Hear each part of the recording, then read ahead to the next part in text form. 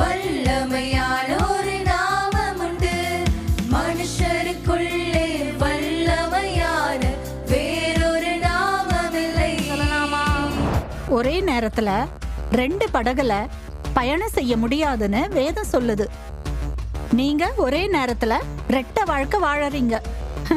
நீங்க பண்ற காரியம் மாலத்திக்கு தெரியுமா? நம்ம ஒரு காரியத்துக்காக ஜெபிக்க போகிறோம். அது என்ன தலைப்புனா, இரட்டை வாழ்க்கை வாழாதே. இப்படி சில பேர் வாழ்கிறாங்க. சில பேர் என்ன, நிறைய பேரோட வாழ்க்கையில் இந்த இரட்டை வாழ்க்கை. நான் உண்மையாக நடக்கிறேன், என் வாழ்க்கையில் என்னுடைய காரியங்களில் நான் உண்மையாக இருக்கிறேன், நான் யாரையும் ஏமாற்றுவதில்லை, நான் உண்மையாக இருக்கிறேன் அப்படின்னா நீங்கள் தைரியமாக ஜெபிக்க முடியும். நீங்கள் யோசித்து பாருங்க, உண்மையாக இருக்கிறீங்களா? பாருங்க, நல்லா நேசிக்கிறதை போல நேசிச்சுட்டு வெளியில அவங்க தள்ளி இப்படி போனதுக்கு அப்புறம் அவங்கள பத்தி தவறா பேசுவது, தவறான காரியங்களை சொல்லுவது, மற்றவர்களிடத்துல கேலி பண்ணி பரியாசம் பண்ணி பேசுவது, இதுதான் இரட்டை வாழ்க்கை.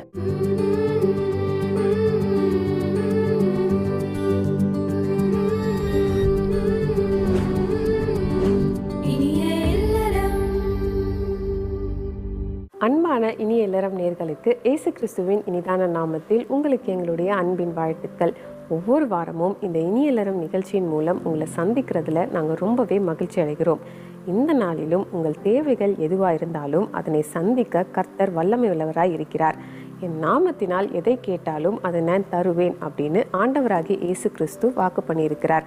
அந்த வாக்கு தத்தத்தை நம்பி விசுவாசத்தோட எவ்வளவு வேணும் சந்தேகப்படாமல் உங்களுக்கு என்ன தேவையோ அதனை கர்த்தரிடத்துல கேளுங்க. கர்த்தர் நிச்சயமா உங்களுடைய தேவைகளை சந்திப்பார். பிள்ளை இல்லாதிருந்த அன்னாள் ஆண் பிள்ளையை கர்த்தரிடத்துல கேட்டபோது சாமுவேலை தந்தருளினார். துக்கமே வாழ்க்கையா இருந்த யாபேஸ் கர்த்தரிடத்துல கேட்டபோது அவருடைய துக்கத்தை ஆசீர்வாதமா மாற்றினார்.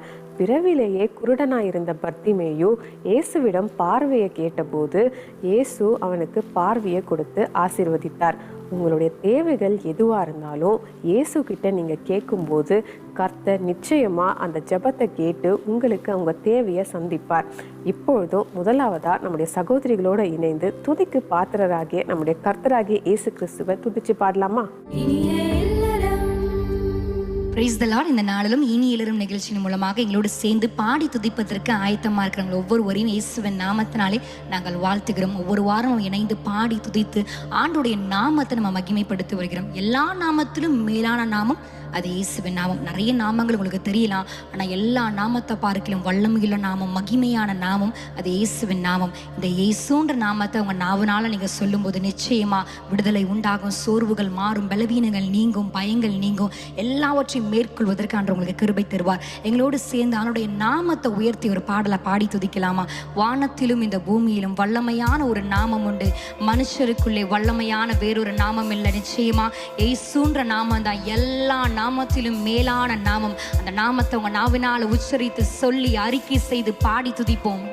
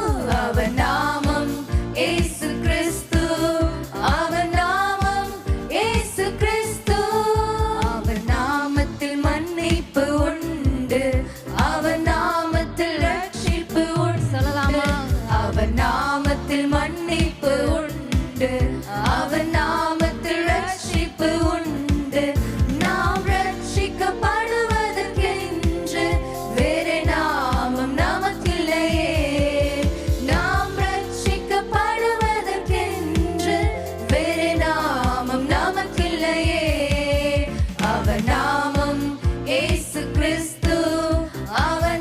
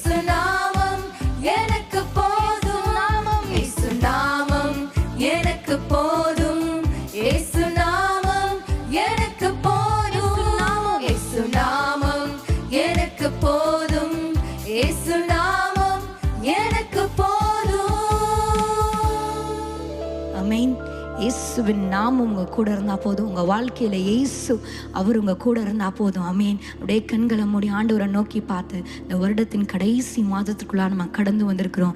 இயேசுவை நோக்கி பார்த்து தாவீது ஆண்டவரை பார்த்து சொல்கிறார், உமக்கு பிரியமானதை செய்ய எனக்கு கற்றுத்தாரும்பா.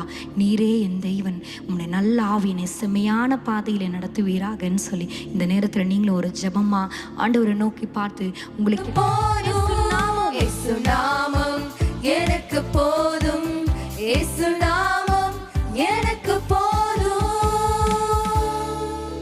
ஆமென். இயேசுவின் நாமம் உங்க கூட இருந்தா போதும். உங்க வாழ்க்கையில இயேசு அவர் உங்க கூட இருந்தா போதும். ஆமீன். அப்படியே கண்களை மூடி ஆண்டவரை நோக்கி பார்த்து, இந்த வருடத்தின் கடைசி மாதத்துக்குள்ள நம்ம கடந்து வந்திருக்கிறோம். இயேசுவை நோக்கி பார்த்து தாவீது ஆண்டவரை பார்த்து சொல்கிறார், உமக்கு பிரியமானதை செய்ய எனக்கு கற்றுத்தாரும்பா. நீரே என் தெய்வன், உன்னை நல்ல ஆவியினை செம்மையான பாதையில நடத்துவீராகன்னு சொல்லி இந்த நேரத்துல நீங்களும் ஒரு ஜெபமா ஆண்டவரை நோக்கி பார்த்து, உங்களுக்கு என்னெல்லாம் பிரியமா இருக்கிறதோ அதெல்லாம் செய்வதற்கேற்ற கிருபைகள் எனக்கு தாங்க அப்படின்னு சொல்லி இயேசுவை நோக்கி பார்த்து கேட்கலாமா? நீங்க கேட்கும் போது நிச்சயம் அவர் இறங்கி வந்து உங்களுக்கு பதில் கொடுத்து உங்களுக்கு போதித்து நடத்துகிற தெய்வமாய் கூட இருப்பார். நீங்க எதை குறித்தும் கலங்க தேவையில்லை. ஒரு மேக ஸ்தம்பமாய் அக்கினி ஸ்தம்பமாய் உங்களுக்கு முன் சென்று காரியங்களை வாய்க்க பண்ணிக்கிற தெய்வமா இருக்கிறார். இந்த தெய்வத்தை நோக்கி பார்க்க போவோம்.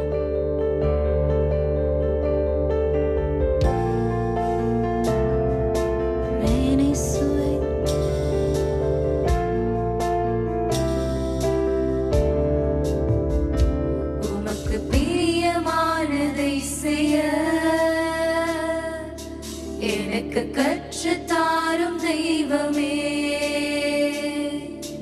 உமக்கு பிரியமானதை செய்ய எனக்கு கற்றுத்தாரும் தெய்வமே. நீரே என் தேவன், நீரே என் தேவன், உம் நல்ல பரிசுத்த ஆவியானவர் செம்மையான வழியிலே நடத்த வேண்டுமே, செம்மையான வழியிலே நடத்த வேண்டுமே. ஸ்தம்பமே ஸ்தம்பமே அக்கினி ஸ்தம்பமே தேற்றும் தெய்வமே துணையாளரே. மேக ஸ்தம்பமே அக்கினி ஸ்தம்பமே தேற்றும் தெய்வமே துணையாளரே. உம்மை நோக்கி என் கைகளை உயர்த்தி உயர்த்தி மகிழ்கின்றேனையா. அவரை நோக்கி பார்த்து உம்மை நோக்கி என் கைகளை உயர்த்தி உயர்த்தி மகிழ்கின்றேனையா. வறண்ட நிலம் தவிப்பது போல், வறண்ட நிலம் தவிப்பது போல் என் ஆன்மா உமக்காக ஒவ்வொரு நாளும் ஏங்கி ஏங்கி தவிக்கின்றதையா. ஏங்கி ஏங்கி தவிக்கின்றதையா. எனது ஏக்கமே எனது பிரியமே எனது பாசமே எனது ஆசையே. எனது ஏக்கமே எனது பிரியமே எனது பாசமே எனது ஆசையே. உமது அன்பை அதிகாலையில் காண செய்யும் கருணை நேசரே. உமது இவ்வேளையில் உமது அன்பை இவ்வேளையில் காண செய்யும் கருணை நேசரே. உம்மையே நம்பியுள்ளேன், உங்களை நம்பி இருக்கிறோமே. நீர் விரும்பும் உம் நல்ல பாதைகளை தினந்தோறும் காட்ட வேண்டும் திவ்யநாதரே. தினந்தோறும் எங்களுக்கு காட்ட காட்டுங்கப்பா. வேண்டும் திவ்யநாதரே. அன்பின் சிகரமே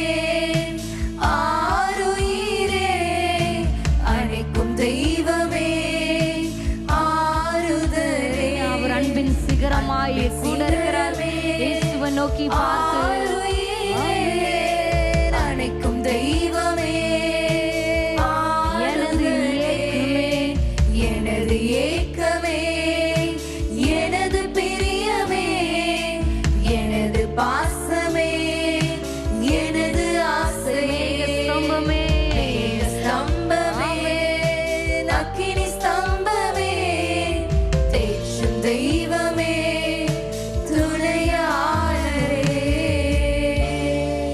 பா அன்பின் சிகரமாய் எங்களுக்கு ஏக்கம் பாசமாய் நீங்க கூட இருப்பதற்காக நன்றி. ஒவ்வொரு நாள் எங்களை போதித்து நடத்துகிற தெய்வமாய் நல்ல வழியிலே செம்மையான பாதையிலே நடத்த வேண்டிய வழியில நீங்க எங்களை நடத்த வேண்டுமா நாங்கள் கேட்கிறோமாப்பா. உங்க சமூகத்தில் எங்களை தாழ்த்தி அர்ப்பணிக்கிறோம். பார்த்து கொண்டிருக்கிற ஒவ்வொருவரையும் உங்க கரங்களுக்குள்ள ஒப்பு கொடுக்கிறோம். இயேசுவின் நாமத்தில் ஆராதனை ஏறெடுக்கிறோம் நல்ல தகப்பனே, ஆமென். நம்முடைய ஆண்டவர் எல்லாவற்றிலும் பெரியவர், எல்லாரிலும் பெரியவர். உங்கள் பிரச்சனைகளை விட, உங்கள் வியாதியை விட, உங்கள் தோல்வியை விட இயேசு பெரியவர். பெரியவராகிய இயேசு கிறிஸ்து நம்மளோடு இருக்கும்போது நமக்கு எதை குறித்தும் பயப்பட வேண்டிய அவசியம் இல்லை. இப்போ ஜோதி அக்கா நாடகம் பார்க்கலாமா?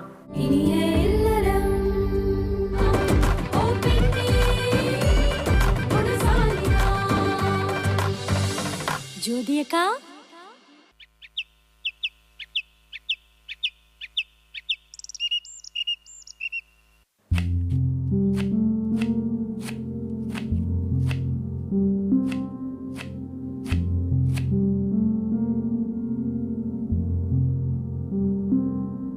மாலதி, சீக்கிரமா பணம் வந்துரும்னு நினைக்கிறேன். எப்படி அவ்வளவு உறுதியா சொல்றீங்க? உங்க அப்பா கிட்ட பேசணுமா? அப்போ போய் பாத்தீங்களா? என்கிட்ட சொல்லவே இல்ல. என்னங்க பேசுனீங்க? அது ஒண்ணு இல்லம்மா, நம்ம சூழ்நிலைமைய எடுத்து சொன்னேன். மாலத்தியும் அதைத்தான் சொல்ல வந்தான்னு சொன்னேன். ஒரு நிமிஷம் யோசிச்சாங்க. நானும் மாலத்திய தப்பா புரிஞ்சுக்கிட்ட மாப்பிள்ளன்னு சொன்னாரு. உங்க அப்பா பேசுனதை பார்த்தா கட்டாயம் தந்துருவாருன்னு நினைக்கிறேன். எப்படியோ எங்க அப்பா மனசை கரைச்சிட்டீங்க போல. இல்லம்மா, எல்லாம் ஆண்டவனுடைய கிருபை. நான் கூட அப்பாவை தப்பாதான் புரிஞ்சுக்கிட்டேன். எங்க அப்பாக்கு என் மேல பாசமே இல்லைன்னு, அது தப்புன்னு இப்பதான் புரியுது. இப்பவே எங்க அப்பாக்கு போன் அடிச்சு பேச போறேன். போன் பண்ண மாட்டிக்குவோமே. போன்லாம் ஒண்ணும் அடிக்க வேண்டாம். ஏங்க எதுக்கு போன் அடிக்க வேண்டாம்னு சொல்றீங்க? போன் அடிக்க வேண்டாம்னு சொன்னா அதுல ஒரு அர்த்தம் இருக்கும். திடீர்னு நீ பேசி உங்க அப்பா கொடுக்க வேண்டான்னு மனசு மாறிட்டாருன்னா? அதுவும் சரிதான்.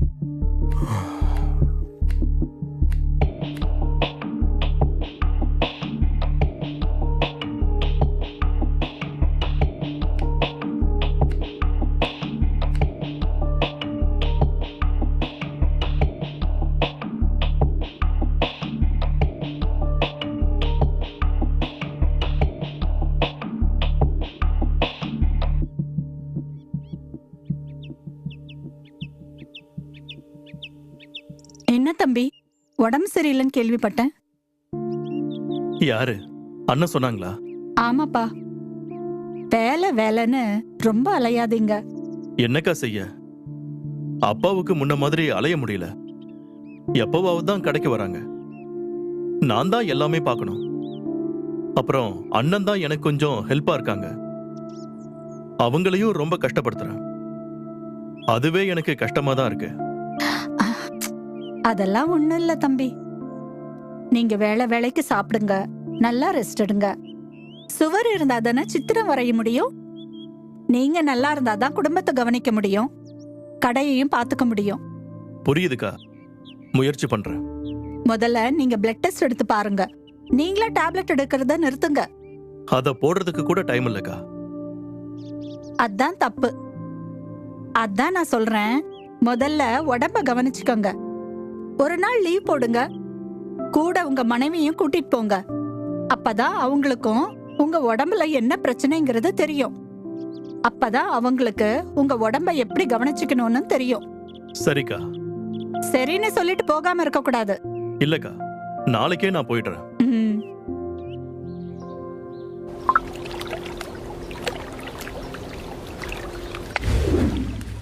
அப்புறம் நான் சொன்னதை செஞ்சியா?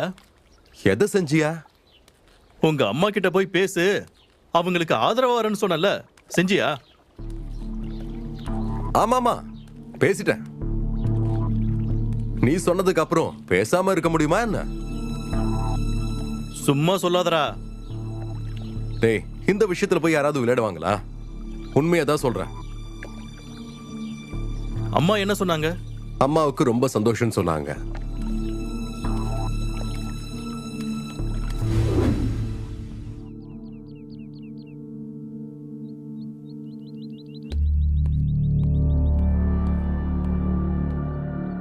அது ரெண்டையும் எடுத்து கொடுக்க.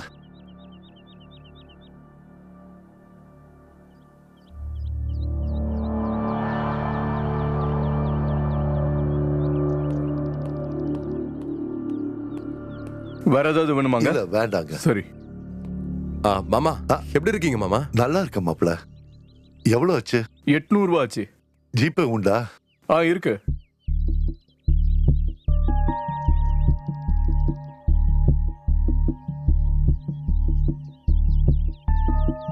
என்னாச்சு மாமா? மாப்ள ஜிபே ஒர்க் ஆகல. பர்சும் கொண்டு வரல. என்ன மாமா நீங்க? நான் இங்க தானே இருக்கேன். எதுக்கு தயங்கணும்? நான் தரேன் மாமா. உங்களுக்கு எதுக்கு மாப்ள சிரமம்? இதுல என்ன மாமா சிரமம்? நான் கொடுக்குறேன். சின்ன மீனை போடுறது பெரிய மீனை பிடிக்கிறதுக்கு தானே.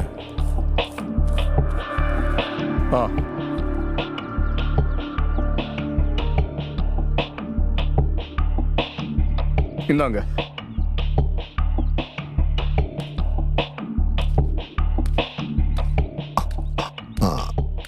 மாப்ள கொஞ்ச நாள் பொறுத்துக்கோங்க. நான் பணம் எப்படியாவது ரெடி பண்றேன். மாமா அதெல்லாம் வேண்டாம். நீங்க ஒண்ணும் கஷ்டப்பட வேண்டாம். அதான் நான் பாத்துக்கிறேன்னு சொல்றேன்ல. நீங்க எப்படி மாப்ள பாப்பீங்க? நீங்களே இப்ப கஷ்டப்படுறீங்க. அது மட்டும் இல்ல, நீங்க என்கிட்ட பணம் கேட்கலையே. நீங்க அதை எதிர்பார்க்கவும் இல்லைங்கிறது எனக்கு தெரியும். நானா தானே கொடுக்கிறேன். இருந்தாலும் நீங்க ஒன்னும் யோசிக்க வேண்டாம். கிளம்புங்க, நான் பாத்துக்கிறேன். நீங்க கிளம்புங்க மாமா. அப்புறம் நான் கிளம்புறேன். எப்படியாவது உங்ககிட்ட இருந்து காசை கரக்காமையா நான் இருக்க போறேன். அதுக்கு தானே இந்த பிளானு. மாப்ள என்ன மாமா? மாலதி எப்படி இருக்கா? நல்லா இருக்கா மாமா. உங்களை பத்தி சொன்னேன். அப்படியா? அப்போ அவளுக்கு இன்னைக்கே போன் பண்ணி பேசுற. போன் பண்ண மாட்டிக்கோமே. வேண்டாம் மாமா. எதுக்கு மாப்ள? இல்ல மாமா, கொஞ்ச நாள் போகட்டும், அப்புறம் பேசலாம். ஒருவேளை அவளுக்கு கோபம் குறையாம இருந்து ஏதாவது பேசிட்டா பாவம் உங்க மனசுதான் பாதிக்கப்படும். அதுவும் சரிதான் மாப்ள. நான் கிளம்புறேன். சரி மாமா.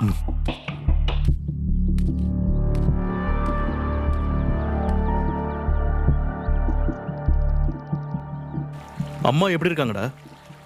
நல்லா இருக்காங்கடா. உடம்பு சரியில்லாம இருந்தாங்களே, இப்ப பரவாயில்லையா? நல்லா இருக்காங்கடா.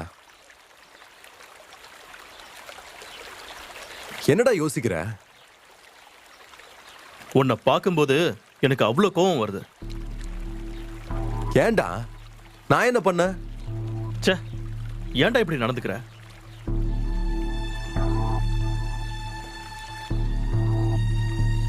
உங்க அம்மாவுக்கு ஆதரவா இருன்னு தானே சொன்ன. என்கிட்ட சரி சரின்னு சொல்லிட்டு நீ என்ன பண்ணி வச்சிருக்க? உங்க அம்மா கிட்ட கூட போய் பேசல. அதையாவது விடு, அது உன் விஷயம். என்கிட்ட ஏன்டா ஏமாத்துன? நான் உன்கிட்ட கேட்டதுக்கு ஆமா பேசிட்டேன்னு பொய் சொல்லிருக்க. என்கிட்டயே மறைச்சிருக்கிற பாத்தியா? எதுக்குடா என்ன ஏமாத்துன? உன்னை நம்பன பாத்தியா? சரியா வச்சு செஞ்சுட்டடா நீ என்ன. நான் எங்க அம்மா கிட்ட கூட அவன் கிட்ட சொல்லியிருக்கேன், அவன் என் வார்த்தையை கேட்பான், அவங்க அம்மா கிட்ட போய் மன்னிப்பு கேட்டு பேசுவான்னு சொன்ன. கடைசியில என்னையும் நீ ஏமாத்திட்ட.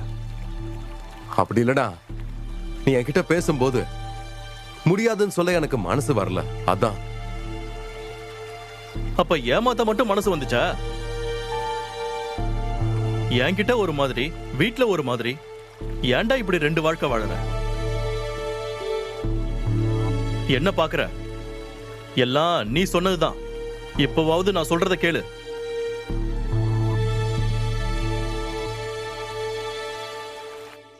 என்ன ரஞ்சித், வீட்டு பிரச்சனைக்கு என்ன பண்றதுன்னு முடிவு பண்ணிருக்கீங்க? ஒரு முடிவும் பண்ணலக்கா. வேற வழி கிடைக்காதான்னு பாத்துக்கிட்டு இருக்கேன்.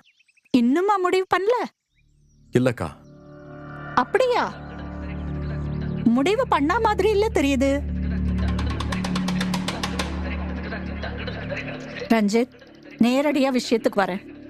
நீங்க உங்க மாமாவை ஏமாத்த நினைக்கிறது உங்களுக்கு தப்பா தோணலையா?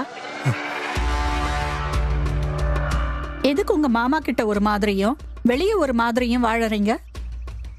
நீங்க பண்றது உங்க மனசாட்சிக்கு சரின்னு தோணுதா என்ன?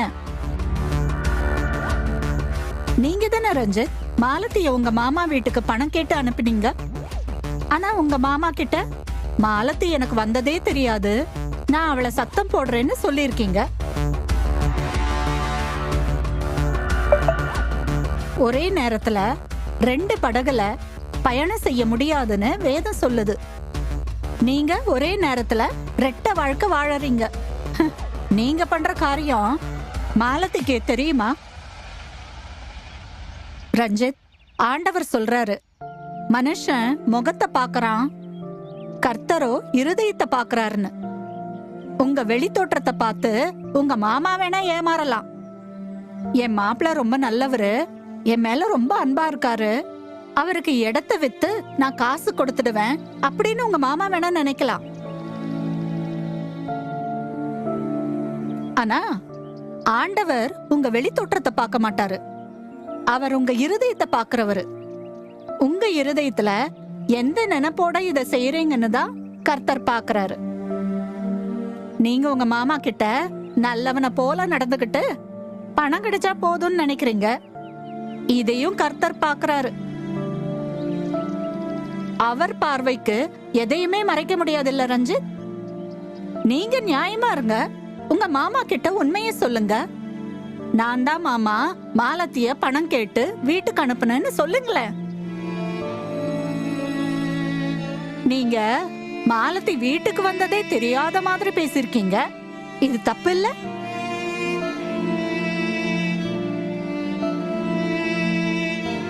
மாமா,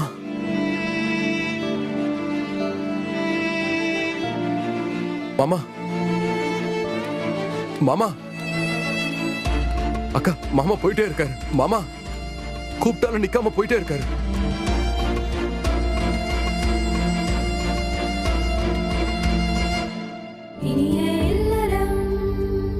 என்ன நேயர்களே, ஜோதி அக்கா நாடகம் பார்த்தீங்களா? உங்களுக்கு பிரயோஜனமாக இருந்துச்சா? இப்பொழுதும் குடும்பங்களில் சந்திக்கிற பிரச்சனைகள் மாறவும் குடும்பங்களுக்காகவும் நம்ம ஜெபிக்க போகிறோம். நம்மளோட சகோதரிகளோட இணைந்து ஜெபிக்கலாமா?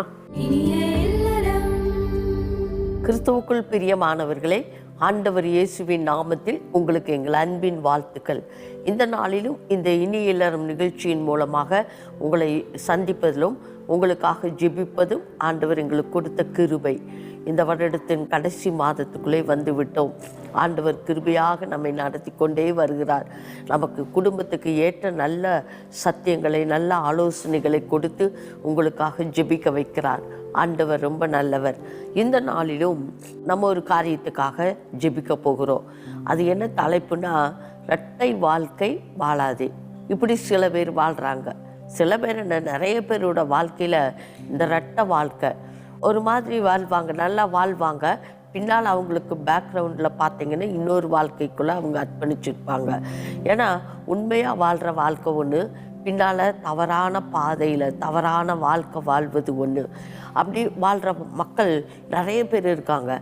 அதனால தான் நிறைய குடும்பங்களுக்குள்ள சந்தோஷம் இல்லை, சமாதானம் இல்லை, உண்மை இல்லை, இப்படியெல்லாம் பிரச்சனைகள், பிரிவினைகள் வர ஆரம்பிச்சிருது. ஒரு சிலரால் அந்த குடும்பம் பாதிக்கப்படுது, ஒரு சிலரால் அந்த மக்களெல்லாம் பாதிக்கப்படுகிறாங்க. இப்படி நிறைய பேர் வாழ்கிறாங்க இல்லையா? அப்போ அதுக்காக தான் நம்ம ஜெபிக்க போகிறோம். பாருங்க, எனக்கு ஒரு சகோதரியை தெரியும்.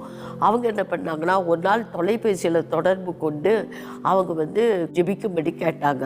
என்னன்னு கேட்கும்போது அவங்க கணவர் ரொம்ப நேசிப்பார், அவங்க மனைவியை ரொம்ப நேசிப்பார், அன்பு செலுத்துவார். ஆனால் வேலைக்கு போகிற இடத்துல ஒரு தவறான தொடர்பு அவங்களுக்கு ஏற்பட்டுட்டு, அப்போது ஏற்பட்ட உடனே இவங்க வேலைக்கு போனால் அங்கே அவரோட பேசியை வாங்கி சிரித்து மகிழ்ந்துருக்கிறது. வீட்டுக்கு வந்தால் கணவர் எம்மா சாட்டியா, உனக்கு என்ன செய்து ஏது, அவரோட அன்புக்கு முன்னால் இவங்களால ஃப்ரீயாக இருக்க முடியல, என்ன செய்யறது தெரியல. இங்கே வந்தால் இவங்க கூட, அங்கே வந்தால் அவங்க கூட மாட்டிக்கிட்டாங்க, ஒரு தவறான நட்புக்குள்ளே மாட்டிக்கிட்டாங்க. இவங்களையும் விட முடியல, அவரையும் நேசிக்க முடியல. அப்படி ஒரு வாழ்க்கை. ஆனால் மனசாட்சியானது உறுத்துது, குத்துது, நிம்மதியாக இருக்க முடியல. அப்போ கணவர் கேட்குறாரு, ஏம்மா நீ மாதிரி இல்லையே, ஏன் இப்படி இருக்க அப்படின்னு கேட்க, ஒன்றும் இல்லை, நல்லா தான் இருக்கேன் அப்படின்னு இருக்கிறாங்க, சொல்லிக்கிறாங்க. ஆனால் இங்கே கால் பண்ணி, சிஸ்டர் என்னால் நிம்மதியாக இருக்கவே முடியல, என்னைக்கு இந்த தொடர்பு வந்தது எனக்கு நிம்மதியாக இருக்க முடியலன்னு சொல்லி ஜெபிக்க கேட்டாங்க. நான் என்ன செய்யணும் அப்படின்னு கேட்டாங்க. என்ன செய்யணும்? அந்த தவறான தொடர்பை விட்டுறணும். அவங்க யார் உங்களுக்கு? அவங்க இன்னொரு குடும்பத்துக்கு தலைவர். அப்போ நீங்கள் உங்களுக்கு கணவர் இருக்கும்போது இந்த தவறான தொடர்பை நீங்கள் விட்டாதான் நீங்கள் நிம்மதியாக இருக்க முடியும், நீங்கள் வாழ முடியும். இந்த ரெட்டை வாழ்க்கை வாழ்ந்தீங்க, உங்கள் சமாதானம் போயிடும், உங்கள் சந்தோஷம் போயிடும், உங்கள் நிம்மதி போயிடும். நீங்கள் வாழ்கிற மாதிரி நடிக்கிற மாதிரி இருந்தாலும் உண்மையாக அவங்களால வாழ முடியாது. அந்த சமாதானத்தை பிசாசு திருடிட்டு போயிடுவான். அப்போ அதனால நீங்கள் உங்கள் வாழ்க்கையை ஆண்டவர்கிட்ட ஒப்பு கொடுத்து நீங்கள் உங்கள் வாழ்க்கையை கர்த்தரோடு சரிப்படுத்துங்க, ஆண்டவர் உங்களுக்கு உதவி செய்வார்னு சொன்னோம். அப்போ ஆலோசனை கொடுத்த போது அவங்க ஆண்டவரோட பாதத்தில் தன்னை அர்ப்பணித்து ஜெபிச்சாங்க. ஆண்டவரே, நான் செய்த தப்பு, என் கணவருக்கு துரோகம் பண்ணிட்டேன், என் பிள்ளைகளுக்கு நான் துரோகம் பண்ணிட்டேன், இன்னைக்கு என் பாவத்தை மன்னிங்கன்னு சொன்னாங்க. இன்றைக்கி இந்த வார்த்தையை கேட்கிற நீங்கள் கூட எத்தனையோ பேர் தவறான நட்பில், தவறான பழக்க வழக்கங்களில் உண்மையாக ஒரு பக்கம் வாழ்கிறோம், நடித்து போய் ஒரு வாழ்க்கை வாழ்ந்துட்டு இருக்கிறோம். ரெட்டை வாழ்க்கை இன்றைக்கி அதான் தலைப்பு சொல்லுது, ரெட்டை வாழ்க்கை வேண்டாமே. இந்த ரெட்டை வாழ்க்கை வாழ வரைக்கும் நீங்கள் சமாதானமாக இருக்கவே முடியாது. இன்றைக்கி உங்களுக்காக தான் நாங்கள் ஜெபிக்க போகிறோம். ஆண்டோட பாதத்தில் நம்ம ஜெபிக்க போகிறோம். முதலாவது நம்ம எதுக்காக ஜெபிக்கிறோன்னா, இந்த தவறான நட்புகளையும் தொடர்புகளையும் ஏற்படுத்தி கொண்டு பிரச்சனைக்குரியவர்களாய் இருக்கிற ஒவ்வொருவரும் சந்திக்கப்படணும். ஒரு உணர்வுள்ள இருதயத்தோடு உண்மையாக வாழணும் என்கிற எண்ணம் உண்டாகணும். அதுக்கு தான் ஜெபிக்க போகிறோம்.